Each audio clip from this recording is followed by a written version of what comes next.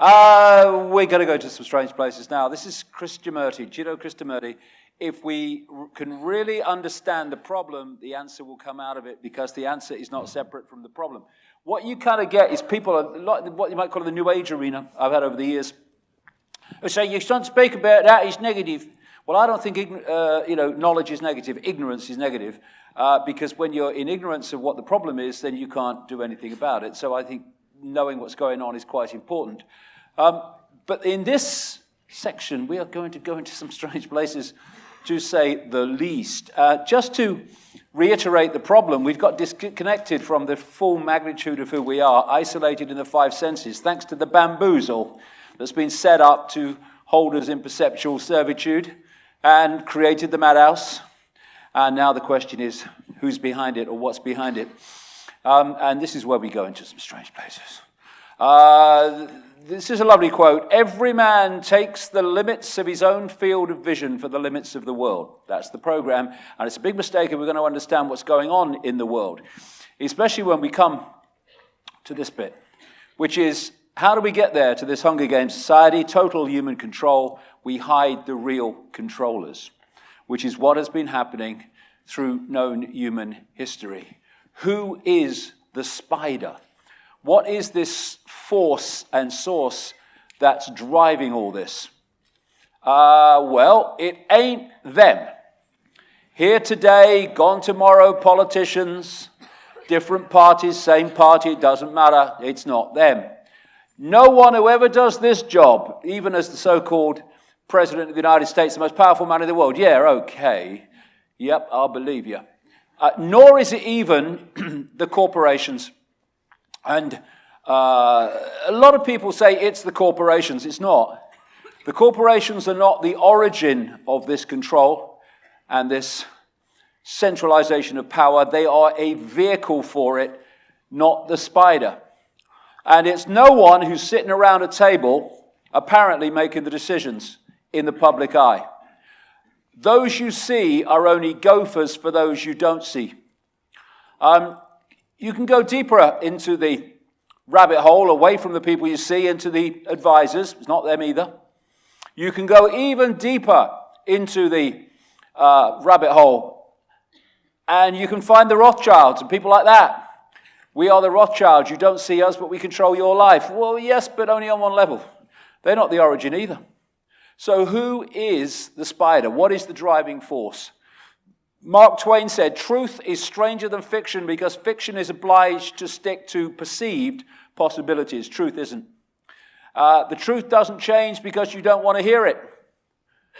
And the postage stamp consensus is currently in an ambulance heading for emergency because it's heard what I'm going to say next. And this is as far off that postage stamp that you could possibly imagine. So it's in intensive care until I've finished. So are we ready? Are we ready? Who is the spider?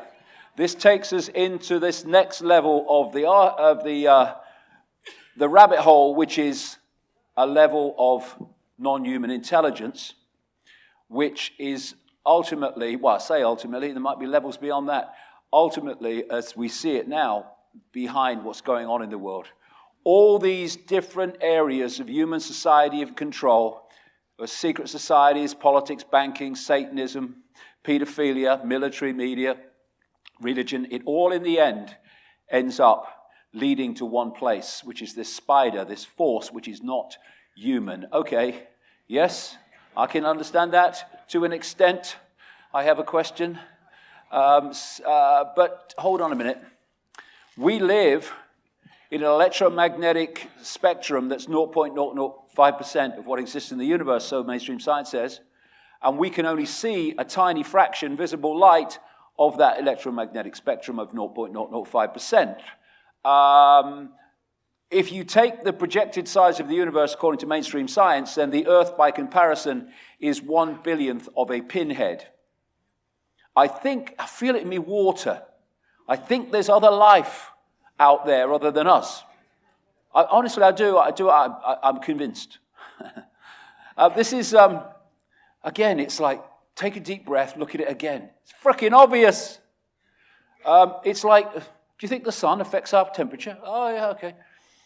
Our consciousness, this is Bernard Carr, professor of mathematics and astronomy at Queen Mary University, London. Our consciousness interacts with another dimension. Our physical senses only show us a three-dimensional universe. What exists in the higher dimensions are entities we cannot touch with our physical senses. They're on different frequencies. And these non-human manipulators, visitors, from other dimensions of reality have been described in many and various ways by different cultures all over the world. The serpent gods, Chitahuri and the Zulu belief system, the children of the serpent, the Anunnaki, Sumer, Babylon, Snake Brothers, Hopi, Star People, many and various. They're called demons in Christianity, interdimensional entities. The Gnostic people I'll come to in a second called them archons, and the Islamic, or actually the pre-Islamic world where it originated from, called them jinn. And these are entities either that are manifesting within our reality, our visible light frequency band, or manipulating from outside of that visual frequency of perception. And the different ways, I say different ways, the common ways that they are described, many of them very, very compelling in different cultures and belief systems, they are clearly describing the same force. Like the archons in the Gnostic belief system, as they call them, they said of the archons, they were made from luminous fire, and they kind of create with luminous fire. And the jinn are said by the Islamic world to be made from smokeless fire. And the way that they are described, they're clearly describing the same entities, the same force. Now, the Gnostics, I've got very interested in them in the last few years. The Gnostics were not a race, even a people. They were a belief system. They were a perception system. And whenever they got into a place and started to communicate this perception, this knowledge, it's what gnosis means, knowledge, but a certain kind of knowledge, they were persecuted by the Roman Church who sent the boys in. So it was the Gnostic perception system that was running the Great or Royal Library at Alexandria in Egypt. This fantastic depository of ancient knowledge and ancient historical awareness knowledge, which was destroyed in pieces, in sections, in a sequence over a period by the Roman Church. And the most significant one, the most talked about one, happened around 400 AD, just after. And the Gnostics, when you see what they were saying, you can see why the Roman Church wanted to destroy them. And the Cathars in southern France were also, in the same way, Gnostic thinkers. They had a perception of the universe that was what the Gnostic belief system. And the Roman Church sent the boys in, again in stages, and eventually destroyed them in the public arena at the siege of the castle of Montségur in 1244. Now, it seemed that what the Gnostics believed had been lost, the detail of it anyway. But then, in 1945, a sealed jar was found, an earthen jar, at a place called Nagamadi, about 70, 80 miles north of Luxor on the Nile in Egypt. And in that jar was found to be a pack of writings, codices, manuscripts that were put there by the Gnostics. It's estimated around 400 AD, which kind of would sync with the destruction of the Great Library at Alexandria, which was around 415, I think, as I recall, AD. And so suddenly there were writings which described what the Gnostics believed in detail, and they had the great benefit of, because they were in an earthen jar all that time, they couldn't, like other religious writings, be played with and changed to fit the authority of the day. And 1/5 of these writings found at Nagamadi talk about something they call the archons. Just their name. It's a word means rulers. That's why they call them that. And they said that they were manipulating human society from the unseen and were responsible for basically creating the world of what we call physicality. Now, what I found fascinating from my point of view about the Nag Hammadi writings is that I came to them quite late, just a few years ago, which was very important for me, because if I'd have come across them earlier, they can become a one-stop shop belief system, which they have for some people. But by the time I came across them and read them in detail, I'd come to conclusions as a result of decades of research.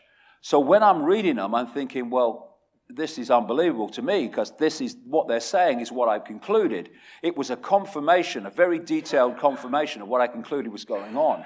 And in these Nag Hammadi writings, they describe something called the silence, what I would call, Ibn Alexander would call the dazzling darkness.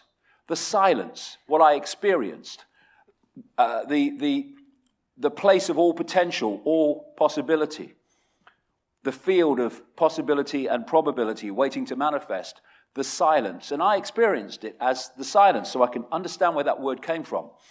And the other thing about these ancient writings, and writings like them in religion and in ancient cultures, is they only had, as I said earlier, the symbols and analogies that fitted the society of the time.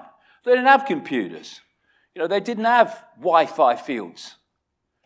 And so what we're looking at are descriptions using the symbols of the time. We can now update them. But what the Gnostics also called the silence was the father of all. They were trying to get across in a simple way the creator of all. Not a man with a beard on a throne, the creative force of all, the father of all. And this is from one of the Nag Hammadi texts, talking about this silence. He is an incomprehensible one, but it is he who comprehends all, and nothing exists outside of him. But all exists within him, and he is boundary to them all, as he encloses them all, and they are all within him. There is no place outside of him. Describing all that is, has been, and ever can be, the force that drives all things. But they said, and this is so the really massively relevant part to the world that we live in, they said that the silence was the creative force, but there was a fake God which had created this reality that they call the physical world.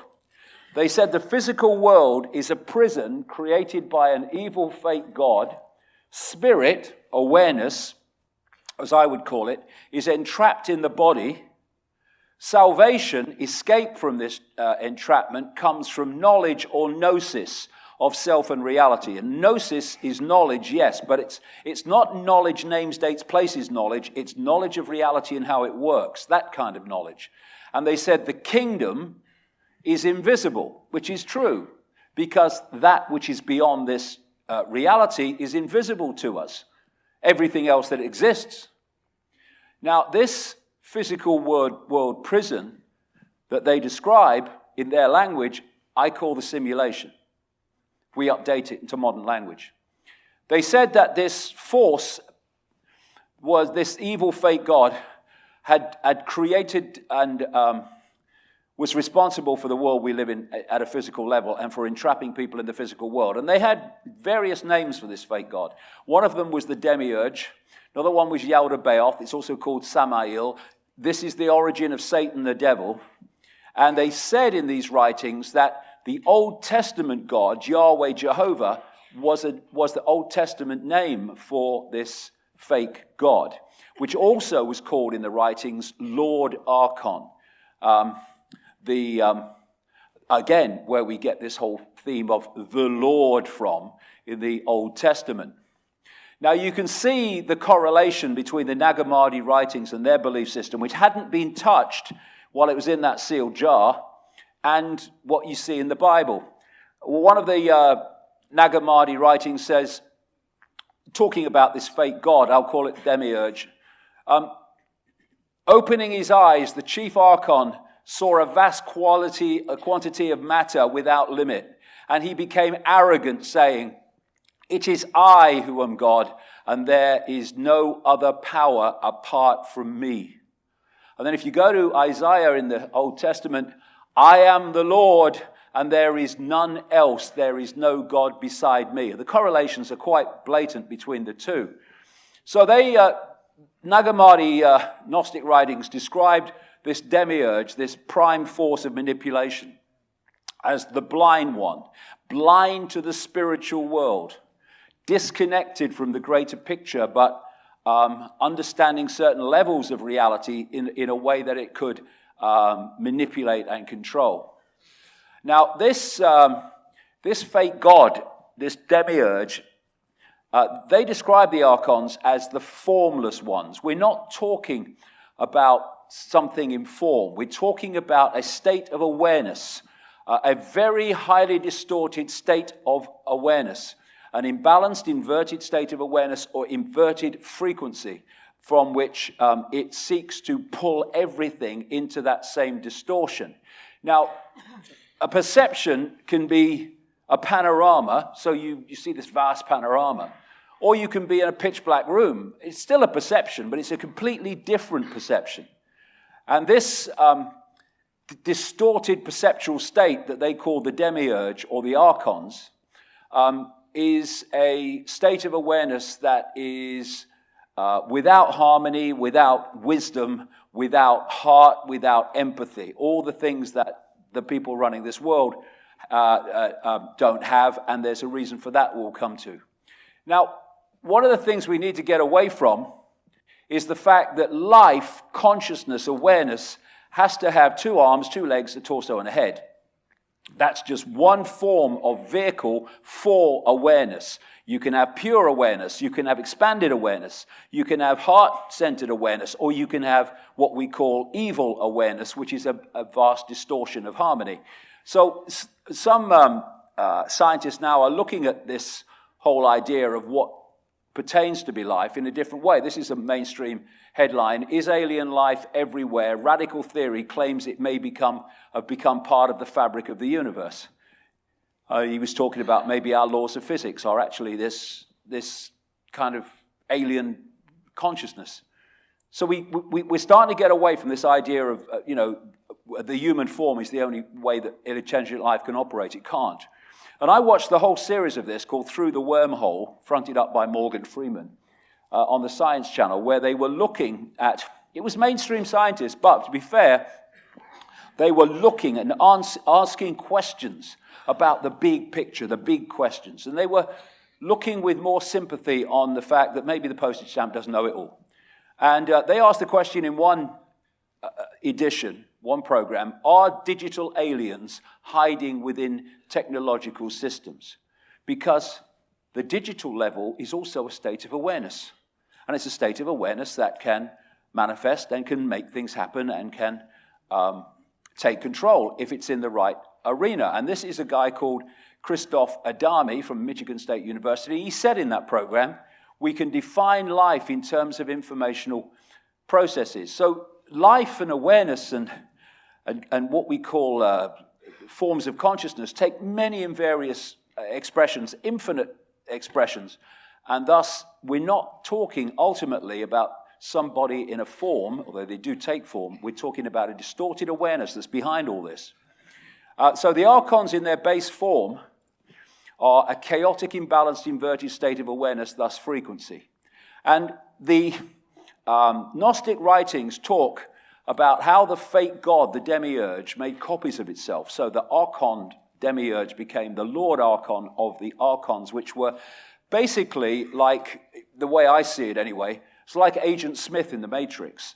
It's a program, it's a software program, and there was one of them. And then it made loads and loads of copies of itself, and there were endless then Agent Smiths, all acting the same and looking the same. This is the theme that I'm talking about in terms of the archons. They were copies of the original distortion. So I'm using the word archons here in this section as a name for the many and various expressions of a deeply distorted and inverted awareness, because it does take many expressions, some of which I'll come to. So the Nag Hammadi writings said of the archons and the demiurge, Lord Archon. Archon, as I said, means prince, ruler, authorities, and from the beginning. They say that they've been here from the beginning of this world because they basically were responsible for it. They say that the demiurge is a fake god that created our physical or material reality as we perceive it. Gnostics related the demiurge to the Judeo-Christian Yahweh Jehovah God, and they said that the archons were inorganic. They did not result and come in what we would call a natural way, inorganic, not resulting or produced by growth, artificial.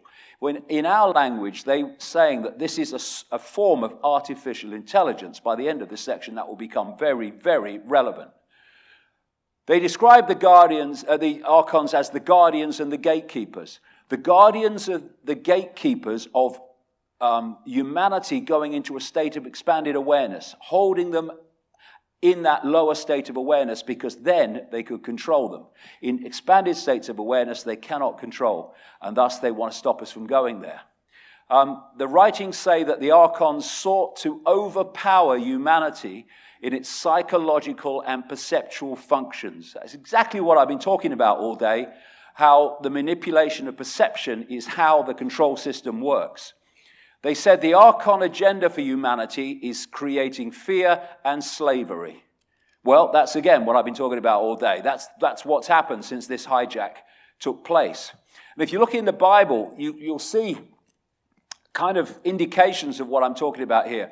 Here's one. For our struggle is not against flesh and blood, but against the rulers, against the authorities, both names that actually mean archon in that language, against the powers of this dark world and against the spiritual forces of evil in the heavenly, unseen realms. They said in the writings that the demiurge and the archons have no creative imagination and envy humans because we do. They describe them in our language like cyborgs, a robotic race that can imitate but not innovate. They called it counter-mimicry. In simple terms, if you gave this archontic awareness a blank sheet of paper, it wouldn't know what to do with it. It couldn't create on it. But you give it something on the paper and it can twist it and manipulate it to suit its agenda. They described how the archontic awareness was expert in fantasia, creating illusions that the target population think are real. They describe them as mind parasites that possessed human perceptual processes, that they were experts in deception. They were called the deceivers, and also in inversion. And this is the key. They describe them in our language as a form of artificial intelligence, a robotic race artificial. That's big time important, like I say later on. Now, the other thing they describe in the Nag Hammadi writings is something called Hal, which in the Coptic Egyptian language they were written in is what we would call simulation, creating illusions, virtual reality that people believe to be real, and how they were experts in it. Now, the Gnostic said of the archons, they make something appear to happen that does not happen. They can induce a virtual reality experience, using our language, of course. And the Islamic and pre-Islamic world said of the jinn, they can manipulate humans by creating illusions. We're looking at the same theme here and the same force. So, in the kingdom of the blind, the one-eyed man is king. This manipulative force is very, very limited in what it can do and what it can create. So it has to keep the target population. It is actually trying to absorb, I'll get into that at the end of this section, in a lower state of awareness than it's in. And this is a classic description of the situation we're in. In the kingdom of the blind, the one-eyed man is king. This force is symbolically the one-eyed man, and it's made humans blind so the one-eyed man can control. Once we become the two-eyed, three-eyed, third-eyed human, again, expanded awareness beyond that, it's over. But not until, and that means breaking the program and letting go of all these belief systems that hold us in servitude. The archontic writings of the Gnostics also say that the archons made a bad copy of the original reality. And they say the bad copy is where we are now, this world. Again, he's back. Bad copy, what you freaking talking about? Well, what am I talking about? With a bad copy of original reality? I'm back to the simulation. What the NASA scientist described when he said the universe is a digital hologram and may have been designed by a non-human force. Well, it had to be designed by a non-human force if it wasn't designed by humans. And so we're looking at this simulation, a bad copy. What is a computer game, a video game, a virtual reality game? It is a bad copy of this reality, in effect. We're talking about the same principle. What they say in these writings is that the real world, prime reality, is described in terms of being the upper eons. This is the place of spirit. This is a place of pure awareness. And they say we live in what they call in the writings the lower eons. They call it a shadow world, which is, they say, a reflection of the prime reality, a bad copy, in other words, of that original reality, which of course still exists. And we can interact with it when we open our five sense minds to consciousness. So what we're looking at, we're talking about bad copies and we're talking about different worlds. We're talking about information sources. That's what we're talking about. Because just as in this world, we think it's a world, but we are decoding an information source into the world that I've described that we think is outside of us, but is inside of us. What happened with this bad copy is one information source was replaced by another, the simulation, and humans started to decode and experience the simulation as if it was real, because they were decoding it in the same way through the same senses. You can decode one information source and then decode another, and your experience is dramatically different, but they both seem real. Nag Hammadi Tech's Origin of the World says, now the eternal realm, the eternal eon, the upper eon of truth has no shadow outside it, for the limitless light is everywhere within it. But its exterior is shadow, which has been called by the name darkness. From it there appeared a force presiding over the darkness, and the forces that came into being subsequent to them called the shadow the limitless chaos. The word chaos is used again and again to describe the actions of this archontic force, which is a chaotic, distorted state of awareness. Yaldabaoth, the demiurge, in other words, these writings say, created the lower eons as an image or reflection of the upper eons. This is the simulation, I'm calling it. In relation to the reflection which he saw in it, he created the world. With a reflection of a reflection, he worked at producing the world. So what they're describing is pure awareness in a higher frequency realm of what they call upper eons, the realm of spirit, and this reality being a realm of form or matter. And they say, interestingly, that the upper eons are the realm of no time, and the fake reality is the realm of time, illusory time. So I'm saying they're describing the simulation, the fake reality. And, it's interesting, when you look at the Matrix, the person that created the Matrix in the movie was known as the architect. Well, the Freemasonic God is known as the great architect of the universe. And the Gnostics called the demiurge the great architect of the universe. They're describing the force that created this reality. Not what we call God or infinite awareness, the creative force, But this distortion created this distorted reality. Now, where is the matrix? It's in our heads. It's in our perceptual decoding system.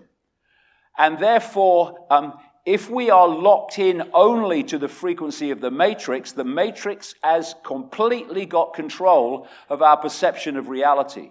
When you expand your awareness, you still experience the matrix on one level, but you can see and perceive beyond it, and thus you start to see where you are. You started to see the maze now. They don't want us there. This is why they're terrified of this information. What I've noticed is that I personally am waking up. So when I was younger, I felt like my early days, I was basically unconscious. I was just kind of drifting through life, didn't really have any thoughts of my own per se. I kind of just played video games and whatever. And that first relationship that I had traumatized me and really woke me up to an extent. And then I've been waking more and more up ever since. And what I'm seeing is that astrologically, this is a period of awakening for everyone. And I think that especially with the election this year and with Donald Trump in general, there's been a massive awakening